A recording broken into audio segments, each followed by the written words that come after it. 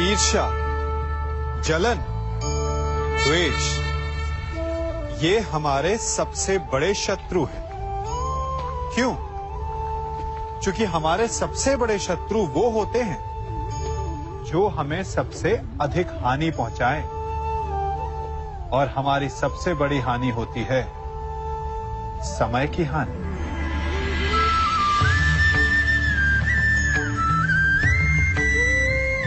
सबके पास जीवित रहने का एक सीमित समय होता है। कोई भी सदा अमर नहीं रहता।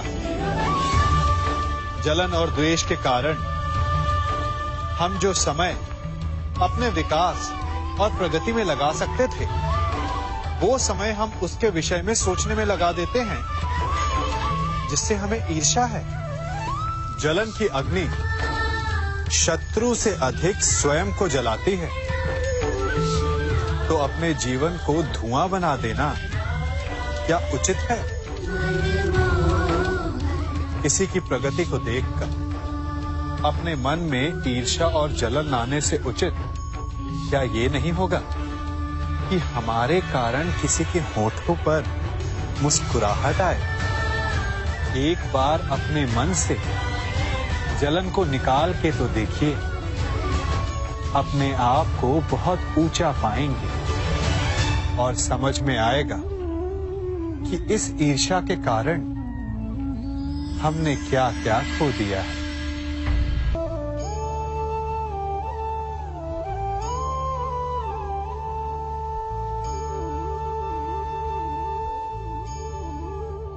विश्वास ये केवल शब्द नहीं, ये वो नींव है जिस पर मनुष्य का जीवन टिका हुआ है। किंतु आज या तो हम किसी पर अविश्वास करते हैं या फिर किसी पर अंधविश्वास। दोनों ही परिस्थितियां घातक होती हैं, क्योंकि जहां अविश्वास हमारे मन में भय और असुरक्षा को जन्म देता है, वहीं अंधविश्वास आक्रोश को। तो प्रश्न ये उठता है कि विश्वास की परिभाषा क्या है? विश्वास की परिभाषा जाननी है तो अपने मन से पूछिए। पहले स्वयं पर विश्वास कीजिए कि आप इस संसार के सबसे महत्वपूर्ण व्यक्ति हैं, और ये विश्वास आपको अपनी शक्ति का ज्ञान करवाएगा, और शक्ति अपने उत्तरदायित्व का, और फिर अपने आप लक्ष्य मिल जाएगा, मार्ग मिल जाएगा। गर्व, अभिमान और अहंकार, ये तीनों सुनने में एक जैसे लगते हैं, परंतु तीनों का अर्थ भिन्न होता है और परिणाम भी। तीनों का आरंभ प्रेम से होता है। स्वयं से प्रेम, परिश्रम हमारे मन में गर्व को जन्म देता है, और सफलता अभिमान जगाती है।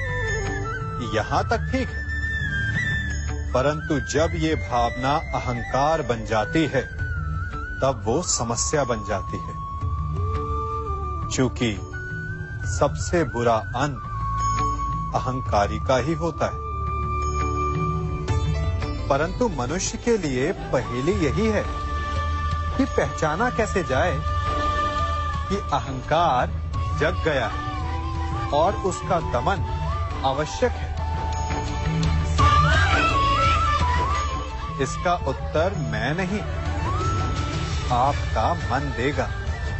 जब तक आप स्वयं से प्रसन्न हैं, जब तक आप सबसे ऊंचा उठने का प्रयास कर रहे हैं, तब तक ठीक है। परंतु जब आपके मन में दूसरों को नीचा समझने का भाव आ जाए, तो सावधान हो जाइए, क्योंकि यही अहंकार है। जो वास्तव में आपको हीन कर रहा है।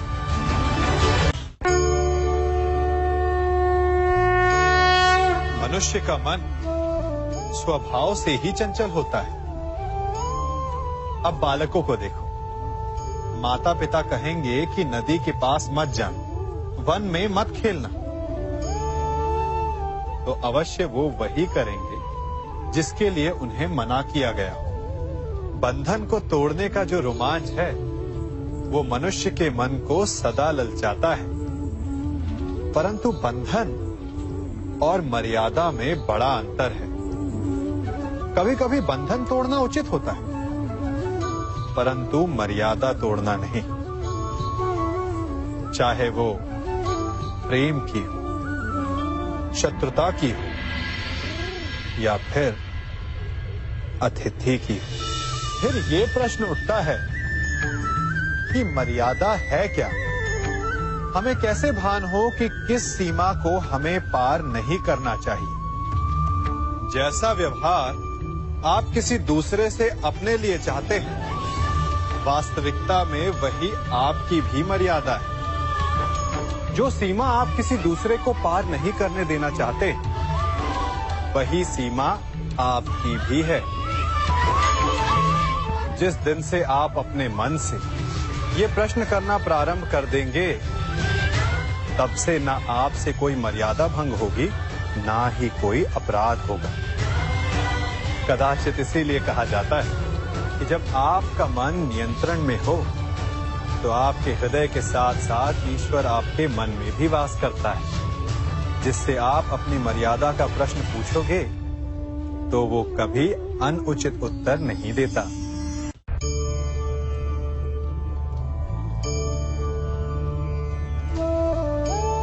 मनुष्य एक जीव होते हुए भी शेष जीवों से भिन्न है।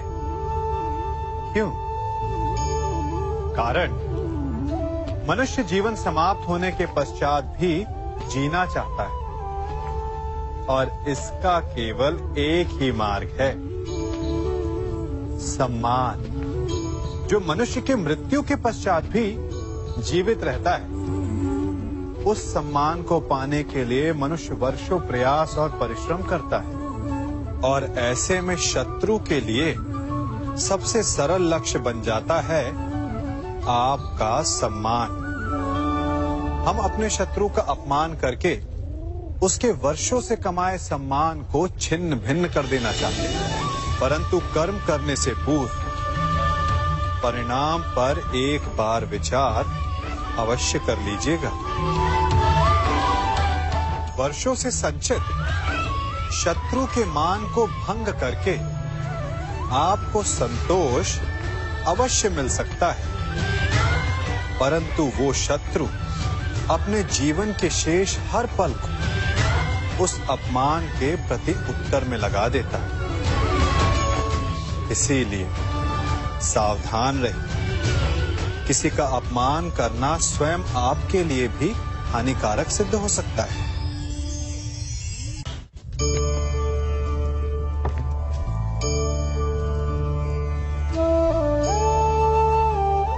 क्या कर रहा हूं मैं? इस अग्नि को शांत करने का प्रयत्न कर रहा हूं मैं। परंतु एक अग्नि दूसरी अग्नि को कभी शांत नहीं कर सकती। वो उसे और अधिक प्रज्वलित ही करती है। अपमान से जन्म लेने वाली अग्नि का प्रतिकार प्रतिशोध नहीं हो सकता, क्योंकि प्रतिशोध की अग्नि अपमान की अग्नि से अधिक प्रचंड होती है। तो उसका त्राण क्या है? उत्तर चाहिए? मैं दिखाता हूं।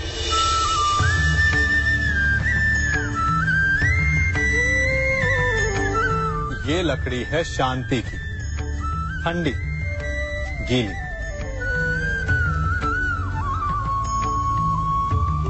अपमान की अग्नि से त्राण पाने का मार्ग प्रतिशोध नहीं, शांति है। स्वयं का विकास। अपने आप को इतना बड़ा बना लो कि आपका शत्रु आपका अपमान करने का प्रयास ही ना कर पाए। अन्यथा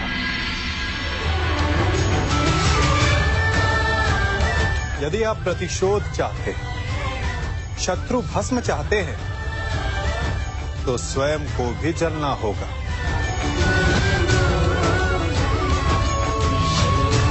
क्योंकि प्रतिशोध की अग्नि स्वयं को भी जलाती है, और ऐसा आप कदापि नहीं चाहेंगे, है ना?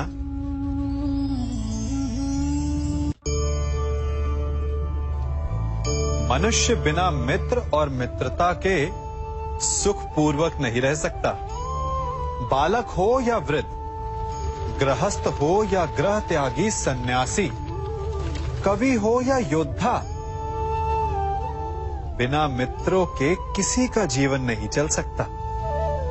यदि यह संबंध इतना आवश्यक और शक्तिशाली है, तो उसके उत्तरदायित्व भी आवश्यक हो जाते हैं। परंतु प्रश्न ये उठता है कि मित्र कौन होता है? आप कहेंगे कि मित्र वो होता है जो सदा हमारा साथ दे, हमारे सुख में आनंद मनाए, हमारे दुख में हमारा सहारा बने, हमारे विरोधियों का शत्रु हो जाए वो, यही ना? परंतु क्या वास्तविकता में मित्र की पहचान यही होती है? मित्र के लिए आवश्यक है कि आवश्यकता पड़ने पर वो आपका विरोध करे। यदि आप सच्चे मित्र हैं, यदि आपका मित्र मूर्खतावश, जानबूझकर या किसी कुचक्र में फंसकर कोई अनुचित कार्य करने जा रहा है, तो आपका कर्तव्य बनता है कि सबसे पहले आप उसे वो कार्य करने से रोकें, उसका विरोध करें। क्योंकि यदि मित्र ने कुछ अनुचित किया, तो आप भी स्वयं को अपयश का भागीदार बनने से नहीं रोक पाएंगे।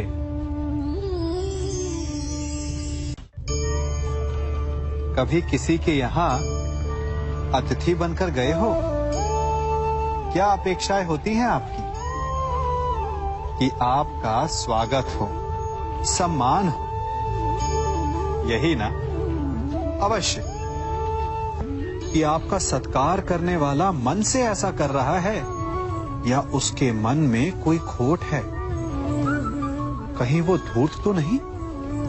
क्योंकि धूर्त का सत्कार भी विनाशकारी ही होता है। फिर से एक प्रश्न उठता है कि धूर्त को पहचाने कैसे? कभी सर्प को देखा है? उसके निकट जाओ तो फुफकारता है, दूर रहने की चेतावनी देता है। और यदि वही सर्प आपके निकट आकर नृत्य करने लगे तो विचित्र नहीं लगेगा आपको? लगेगा ना? उसी प्रकार किसी के स्वभाव में यही विचित्रता आना धूर्तता का लक्षण है।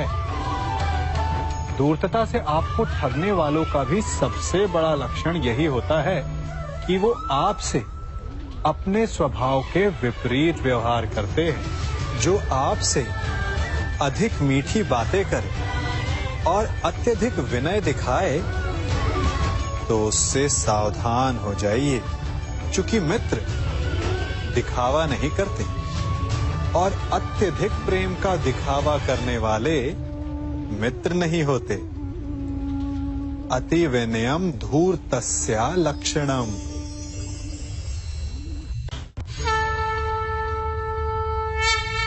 जन्म से लेकर जीवन पूर्ण होने तक हम आगे बढ़ने का स्वप्न देखते हैं, नए नए लक्ष्य पाने का प्रयास करते हैं, परंतु जीवन में सदैव आगे बढ़ना भी ठीक नहीं होता। अब आप कहेंगे कि ये ग्वाला हमें कौन सी उल्टी पट्टी पढ़ा रहा है, परंतु सीधे जाने का मार्ग कभी कभी उल्टी सीख से ही आता है। कभी कभी आगे बढ़ने से अधिक आवश्यक हो जाता है रुक जाना, स्वयं पर विराम लगाना। अच्छा स्वास्थ्य पाने के लिए भोजन करने से अधिक महत्वपूर्ण होता है कि आप कब भोजन करना रोक देते। अच्छा संबंध बने उसके लिए आवश्यक होता है कि आप कब अधिक हस्तक्षेप करना रोक देते हैं।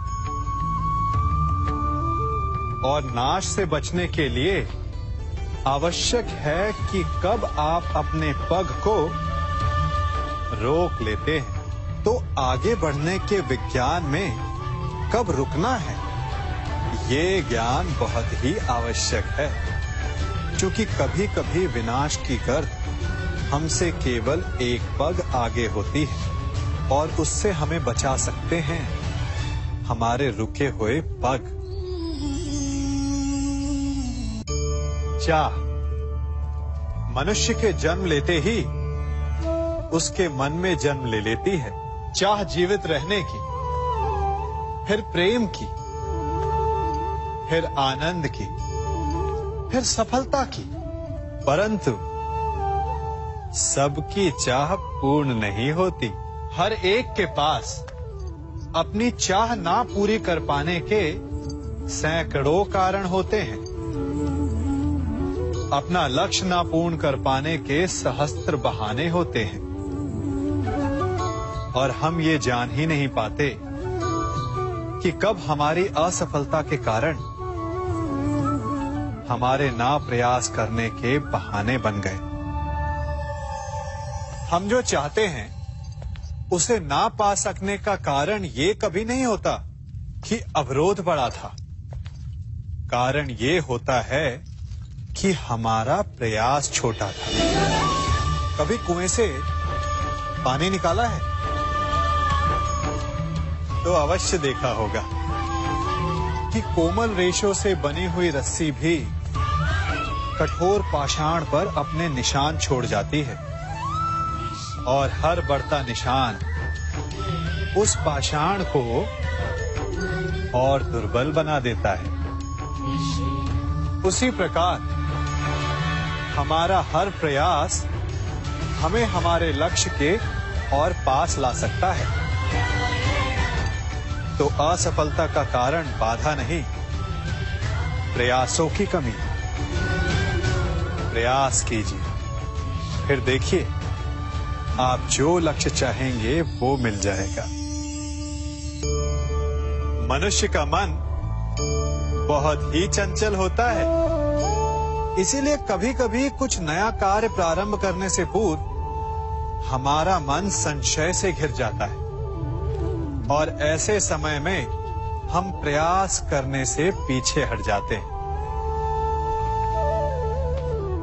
और इन सब का कारण है स्वयं पर अविश्वास, दृढ़ निश्चय की कमी। हम जिन्हें ऊंची दृष्टि से देखते हैं, जिन्हें अपना आदर्श मानते हैं, उनके जीवन में गहराई से देखिएगा, केवल एक ही अंतर पाएंगे, निश्चय का अंतर। ये निश्चय ही है जो हमारी प्रतिभा को धार देता है, हमारे प्रयासों को शक्ति देता है।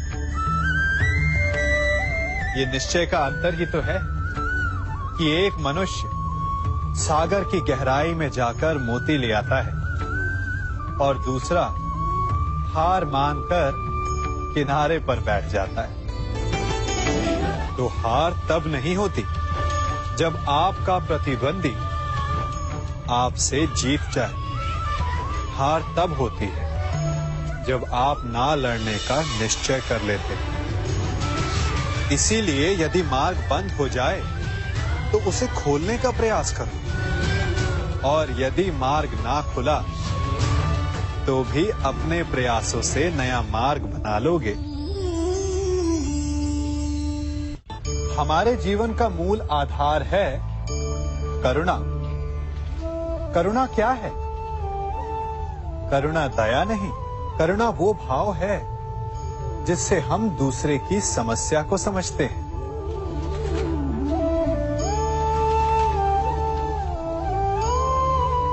उसकी कठिनाई को अनुभव करते हैं। इस संसार में सारे संघर्षों का मूल है एक दूसरे की परिस्थिति को ना समझना, और इस समस्या का हल है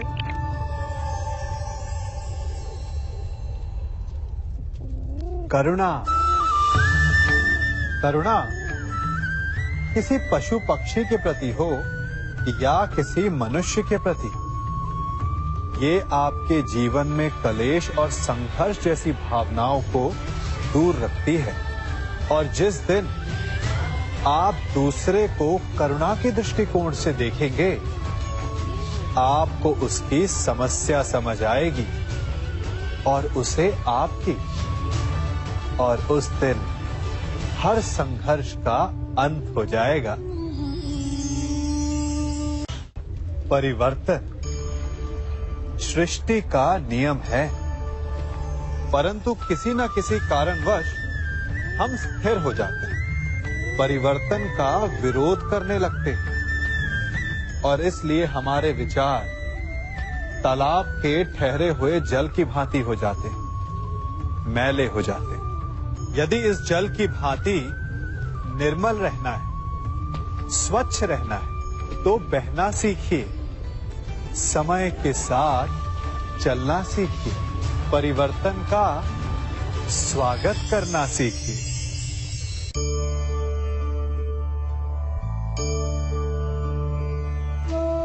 पता है इस हरी मेहंदी में लाल रंग कैसे आ जाता है?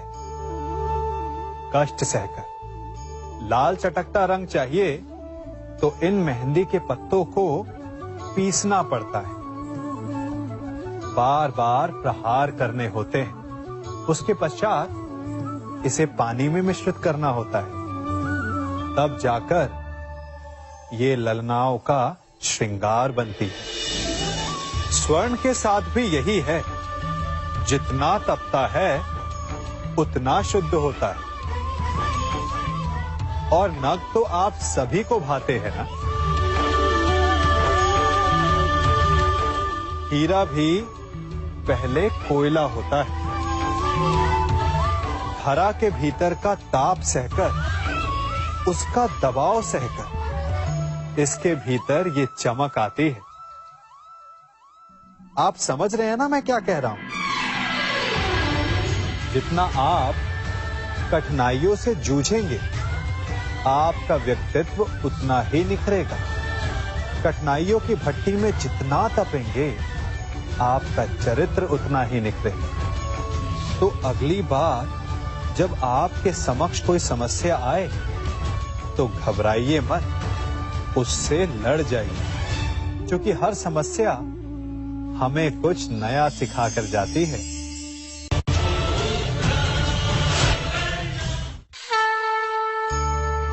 मनुष्य है ना हम, भय तो लगेगा ही।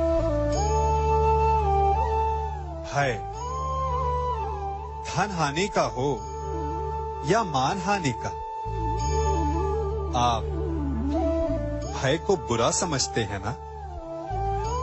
भय हानिकारक हो सकता है, परंतु लाभदायक भी।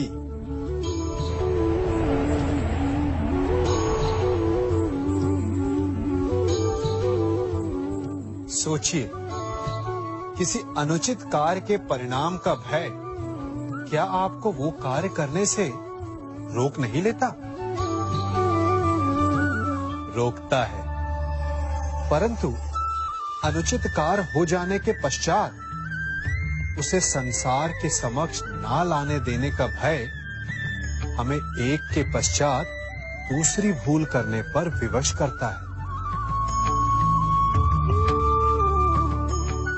प्रयास करके हम अपना सम्मान बचा अवश्य लेते, परंतु भविष्य में इसके परिणाम भयंकर सिद्ध हो सकते हैं।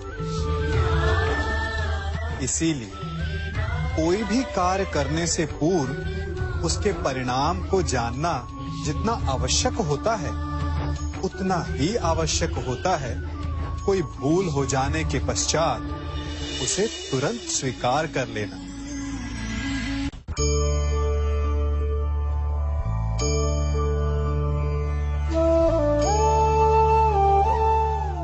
आप जिनसे प्रेम करते हैं, सदा उनके समीप रहना चाहते हैं, नहीं चाहते कि कभी अपनों से दूर होना पड़े, बिछड़ना पड़े। परंतु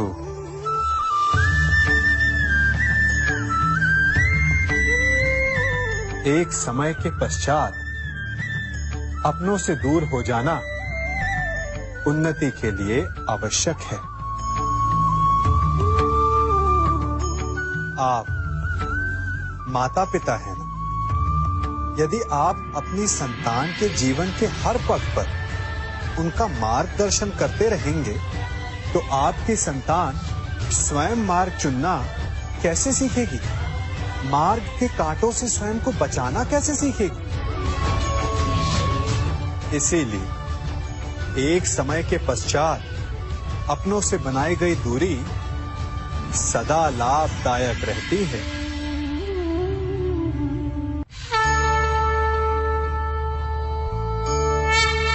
सूर्य उदय से ठीक पूर्व रात्रि तनिक अधिक गहरी और गाढ़ी हो जाती है। इसी प्रकार एक नए प्रारंभ से पूर्व मन पर, सोच पर, विचारों पर अंधकार छा जाता है। मानव मन जो ठहरा, दुविधा आ ही जाती है। क्या आगे जो होगा वो शुभ होगा? क्या जीवन में जो हम पीछे छोड़ आए हैं वो कहीं भूल तो नहीं? ऐसे में क्या करना चाहिए? केवल एक उपाय, आगे बढ़ें।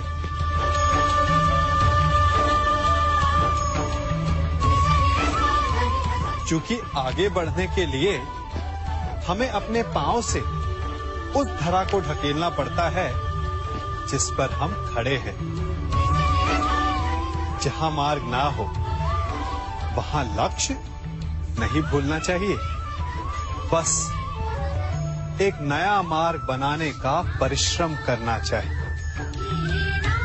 चूंकि नया मार्ग बना तो लक्ष्य मिलेगा ही, और यदि लक्ष्य नव निर्माण का हुआ तो मार्ग भी बनेगा।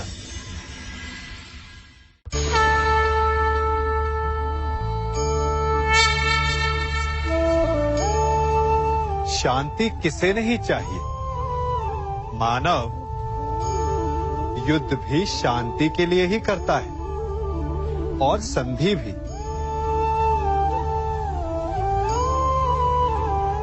आप में से कुछ कहेंगे कि आगे बढ़ने के लिए सदा संघर्ष ठीक नहीं होता, संधि का मार्ग ठीक है। क्योंकि शक्तिशाली को परास्त करने के लिए हमारी भी शक्ति का क्षय होता है। वो शक्ति जिसे हम विकास में लगा सकते हैं।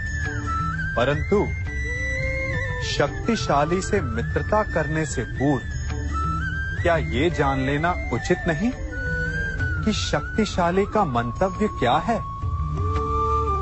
कहीं उस संघर्ष से बचकर हम एक बड़े उत्पात को तो जन्म नहीं दे रहे? क्योंकि सर्प से मित्रता आपको शांति नहीं देती, अपितु सर्प को अवसर देती है कि भविष्य में वो आप डस सके।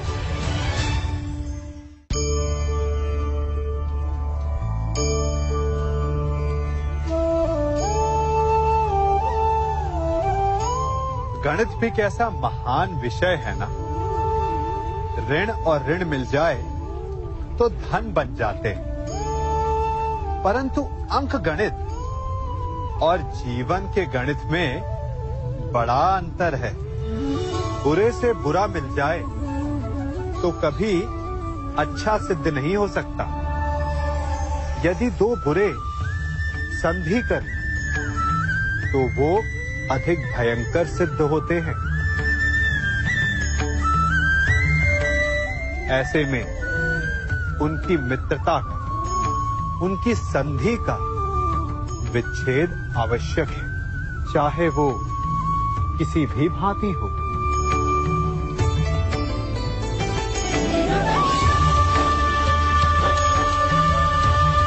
यदि खूंटा धरती में फंस जाए तो सदा खूंटे पर प्रहार नहीं करते, कभी कभी धरती को भी खोदना पड़ता है। इसीलिए श्रेष्ठ यही है कि संधि करने से पूर्व विचार कर लिया जाए। यदि परिणाम भयंकर दिखे तो उससे उसका विच्छेद कर दिया जाए।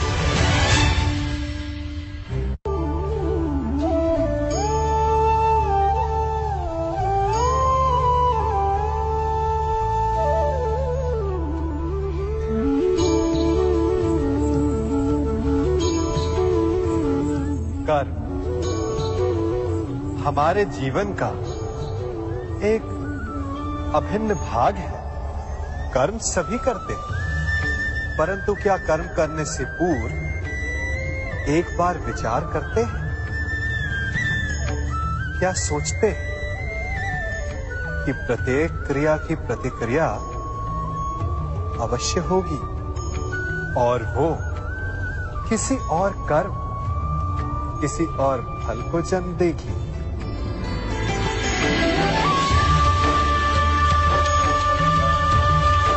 ये झूला एक बार झुलाओ तो लौटकर अवश्य आएगा। उसी प्रकार हमारे कर्म और उसके फल लौटकर आते हैं।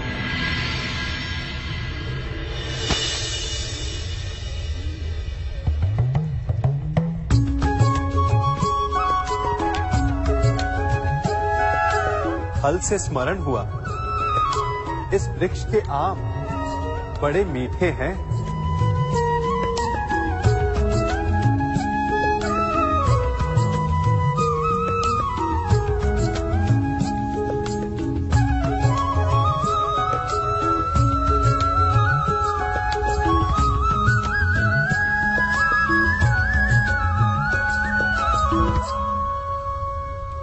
इस वृक्ष को बोने वाले ने कदाचित इसके फल खाने की इच्छा नहीं की होगी।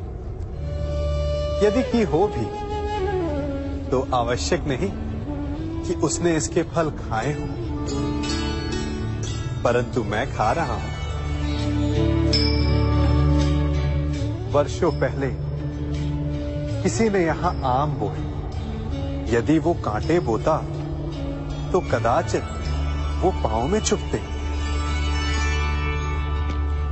कभी कभी हमारी पिछली पीढ़ी के कर्मों का फल हम खाते हैं और हमारे कर्मों का फल हमारी संतति भुगतती है। कर्म करते समय फल की चिंता करना ना करना ये प्रत्येक व्यक्ति विशेष का अधिकार है, परंतु वो फल बो रहा है या कांटे, उस पे विचार कर लेना उसका कर्तव्य है। क्योंकि मीठा फल मिलेगा या कांटों का दंश सहना पड़ेगा, कि ये तो आज आपके बोए पर निर्भर करता है। नियति केवल ये निर्धारण करती है कि उसे आप भोगेंगे या आपका भविष्य।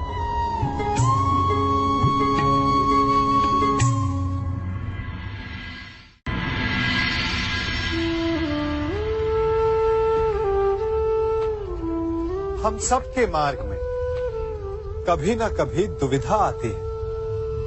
और प्रत्येक दुविधा से उत्पन्न होते हैं कुछ विकल्प। ऐसे में सबसे अधिक महत्वपूर्ण हो जाता है हमारा चयन।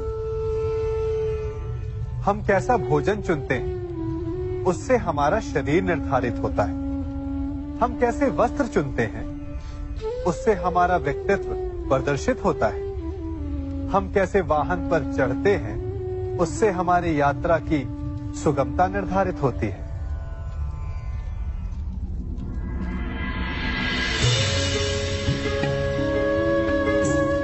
परंतु क्या हमारे चयन का महत्व केवल इतना ही है? क्या हमारा चयन सबसे अधिक महत्वपूर्ण तब नहीं हो जाता जब परिस्थितियां कठिन हो? बोलने से पूर्व शब्दों का चयन कर लेना वरदान सिद्ध हो सकता है और श्राप भी। विवाद के समय युद्ध किया जाए या शांति का प्रयास, ये चयन भविष्य बदल सकता है। नियति हमें द्वंद्व में फंसाती है। भाग्य हमें विकल्प देता है, परंतु भविष्य चयन पर निर्भर है। अब प्रश्न ये उठता है कि चयन कैसे किया जाए, क्योंकि मन तो चंचल है। परंतु इस प्रश्न का उत्तर भी हमारा मन ही देता है। जो चयन उत्साह दे, संतोष नहीं, जो विजय का आनंद दे, मन की शांति नहीं, क्या वो उचित है? हाँ या ना? ये चयन भविष्य बदल सकता है।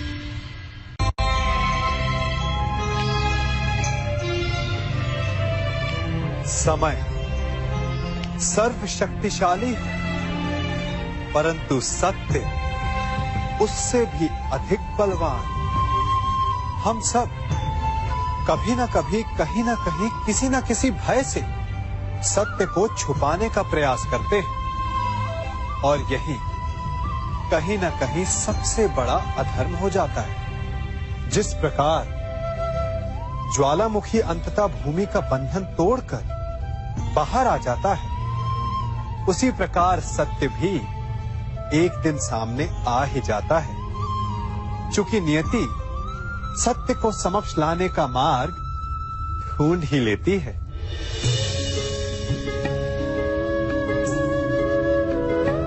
सत्य उस सूरज की भांति है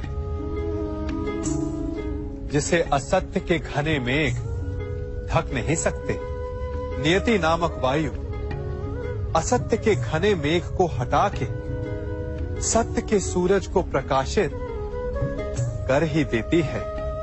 असत्य रूपी अधर्म पर सत्य रूपी धर्म की विजय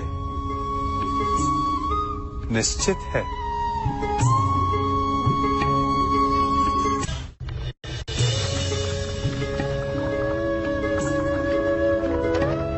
विभाजन या बंटवारा, इसे सभी एक नकारात्मक स्वरूप में देखते हैं, परंतु बंटवारा तो हर स्थान पर होता है। जैसे एक स्त्री अपने प्रेम का बंटवारा करती है अपने पति और संतान के बीच, परंतु ये नकारात्मक नहीं। मन जुड़ जाए तब भी हम अपनी वस्तुएं, अपनी संपत्ति, अपनी प्रसन्नता बांटते हैं, और मन बिखर जाए तब भी अंतर है सोच का। प्रेम में बंटवारा सहयोग कहलाता है, और शत्रुता में इसे नाम देते हैं विभाजन। प्रेम में बांटना अस्तित्व को एक करना है, और शत्रुता में विभाजन का अर्थ है सीमाएं खींचना। परंतु जिस प्रकार कभी कभी महान शांति के लिए युद्ध आवश्यक है, उसी प्रकार कभी कभी संतोष से जीने के लिए विभाजन भी आवश्यक है।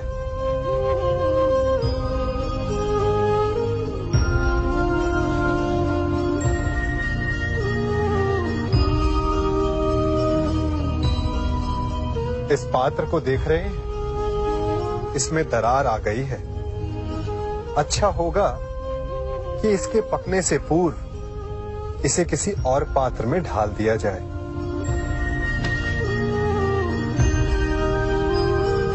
अन्यथा यदि ये पक गया तो किसी काम का नहीं रहेगा। वैसे विभाजन तो तभी हो जाता है जब मन से एक दूसरे के लिए आदर समाप्त हो जाए। यद्यपि विभाजन एक विध्वंस है,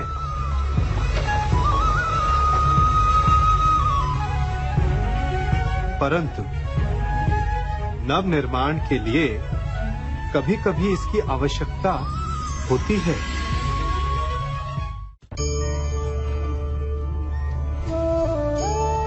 कभी कुछ पाने की कामना की है, कभी अपने बालक को गोद में अटखेलियां करवाई हैं।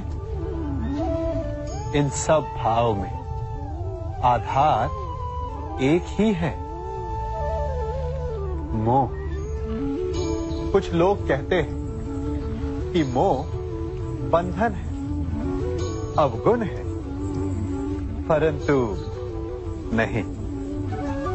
कोई भी भाव कभी गुण बन सकता है, कभी अवगुण। तो क्या मोह गुण हो सकता है? हाँ, यदि वो सीमा में रहे। परिवार से मोह सीमा में रहे तो ममत्व को जन्म देता है। यदि वो सीमा से अधिक हो जाए तो वैराग्य। कारण ये है कि आवश्यकता से अधिक मोह मनुष्य को दुर्बल बना देता है और दुर्बलता नाश की ओर ले जाती है। इसीलिए समझना आवश्यक हो जाता है कि कहाँ रुकना है, सीमा क्या है। चूंकि जो ना रुका